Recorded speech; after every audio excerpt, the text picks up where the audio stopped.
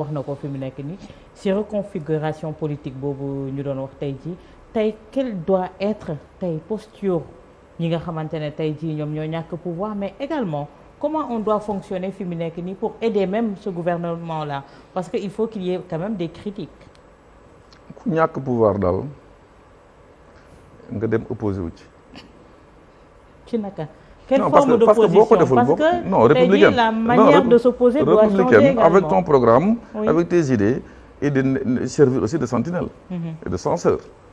toog di xool lu baaxul nga wax ni baaxul bare nga proposer des solutions.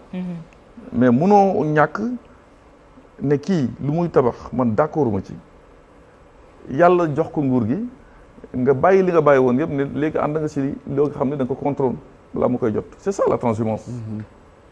Bon, man je sais que ici au niveau de cette télé de cette maison je veux dire le principe c'est que daañu la gunge mais waaye booy teg sa tànk rek ñu pare ak yow. ñu def le plus stratégique loolu moom c'est le vieux effectivement nu mu tudd encore Sidy Lamine qui l'avait théorisé et qui est toujours d'actualité. Voilà injustice bu xewee ñu àndal la loo teg loo xam ne c'est mën na dugg ci nopp ñu ànd la xeex ak yow mais booy xas ba tegu ñu toog fële di seet nag di la juger sur pièce. Mais je pense que aussi comme nu ko Pape Moussa waxee léegi avec cette élection-là certains vont prendre leur retraite. Parce que n'ont plus la possibilité soit d'être candidat en fonction de l'âge mais aussi yenn programme bu fekkee sénégalais yi ça ne prend pas la mayonnaise ne prend pas il faut nga jéem a ànd ak koo xam ni yéen a bokk gis-gis tuuti. Mais c'est important mettre aussi dans le cadre du programme de Diomaye Président mooy de rationaliser le nombre de partis politiques. Parce que c'est lié. Il y a tellement 300 partis et quelques dans un pays du Sénégal de 18 millions d'habitants avec un fichier de 7 millions 300 000 électeurs et quelques c'est démentiel quoi. Voilà am ñoo xam ne xamuñ sax fu ñu dëkk c'est des domiciles non connus am ñoo xam ne bu ñu dëkkee fii suba dëkk fële c'est des domiciles non fixes am ñoo xam ni QG la ñuy wut rek à 1 mois ou 2 mois de l'élection bu paree dootoo gisati bâche ba donc yooyu yëpp et puis la loi de 1981 sur les partis politiques n'est pas respectée par je vous dis 90% des partis politiques. Donc moi je trouve que war nañu assainir cela et ça fait partie du programme de Diomaye Président et ñu xool naka la ñuy assainir la scène politique. D'accord soxna Awa balaa ngaa dem foofu noonu ma des Podor tuuti parce que dafa ne ku perte pouvoir nga dem opposé wu mais j'ai vu les prémices d'une transhumance là-bas. Parce que le maire dit que ni moom musul bokk fenn moom nee na musul bokk fenn musul nekk opposition waaw le maire ci boppam. Déjà te gis naa discours yu bëri di commencer changer quoi. Bon est-ce que parce que tamit mobilité sur le plan politique. mënuñ ko bañ a quel mécanisme pour freiner loolu noonu phénomène boobu noonu la transhumance. Moi je pense que ngor.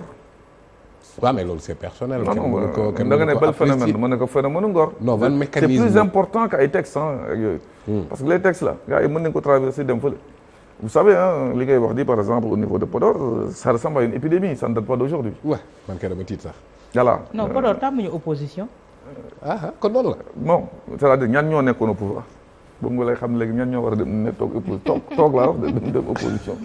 Racine moo nekkoon pouvoir. Mais comme ni nga déggee les deux discours où quelqu'un il y a même pas quelques jours était du côté du pouvoir pour dire que avion kenn di ko jox kii. apprenti. Il était avec son candidat. ñu pare ñu ne ko da ngay opposé mu ne non yàlla tere man. Et pourtant son côté a appelé à l'opposition. Bref, c'est ça le phénomène de la transhumance aussi. Te fii devant cette télé en 2012 le président Macky Sall avait traité les opposants de rats. Fii on l'avait vu. Voilà. Donc c'est pour vous dire que il faut que yooyu yëpp ñu assainir ko que les gens am ngor de savoir s'opposer et de dire non parce que un écrivain ivoirien Malamine Kourouma dafa ne quand on n'est pas d'accord il a écrit dans un bouquin il faut savoir dire non et non regarder tes avantages tes privilèges doo wax dëgg doo ànd ak dëgg nekk mais uniquement parce que da nga ragal ñu dàq la wala yu demee noonu moi j'ai perdu mon poste à cause de wax loo xam ne moom laa gëm par conviction am ñoo xam ne xaar ba ñu dàq leen ñu doog a commencé nekk des rebelles quoi. ñi doon teg loxo avant élection yi nag. ñi teg loxo avant élection yi. wala ñi doon teg loxo avant élection yi nag boobu nuñ koy tuddee transhumance la wala. c'est-à-dire ñu dem rallier ji comme coalition bi calculer que ni ñii ñoo nar a gagné nga teel a dem pour teg sa loxo rek. mais alors man je parle de moi. ñenn ñi xëy na campagne bu soft lañ def nii rek. waaw sans moyen sans dara après taxaw ne man. waaw dama lay wax ci man personnellement. man si je ne suis pas devenu candidat c'est indépendant de ma volonté. je suis privé de liberté je suis en prison.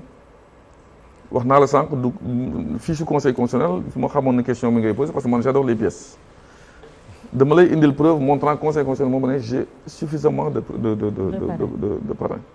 beneen côté bi mu ne caution bi ak yooyu ma indil la j'ai déjà mon téléphone je peux vous montrer que si le chèque était disponible sur mon compte. il l'avait dit ici même. non c'est pour vous dire mais lenn rek la woon. Boubacar Camara le procureur dit ne touchez pas à son compte ba ma jox leen go. et c'était pour me rendre forclos. il le sait. donc moi je trouve que si maintenant en tant que candidat bu am programme am ses parrains respecter toutes les conditions pour être candidat sonn ci parrainage ñëw war a déposer ñu def ko loolu pendant ce temps certains étaient en train de dire dañ maa cloche-pied dañuy ubbiwaat liste bi mooy c'est ça interminable ku nekk am na foo xam ne fa li lépp kii am ñoo xam ne reconnaître seen nom seen propre nom sur la clé ñi il y a beaucoup de raisons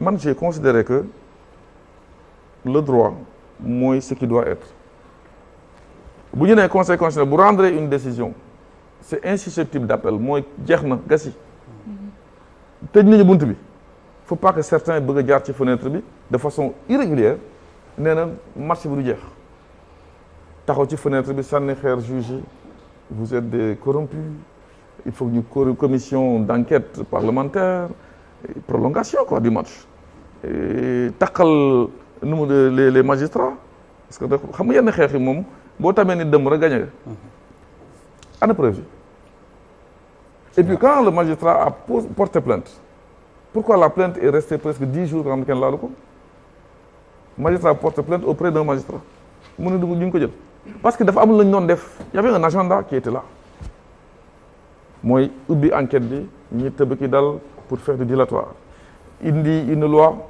pour l'amener au 15 décembre boobu ñu si pare la ñu instruire kii bi tëj commission bi parce que pare nañ li ñu doon def mais malheureusement pour eux le 15 février le conseil constitutionnel jël décret ba jël loi ba sànni poubelle Sénégal yëpp tàccu parce que ça c'est un virage important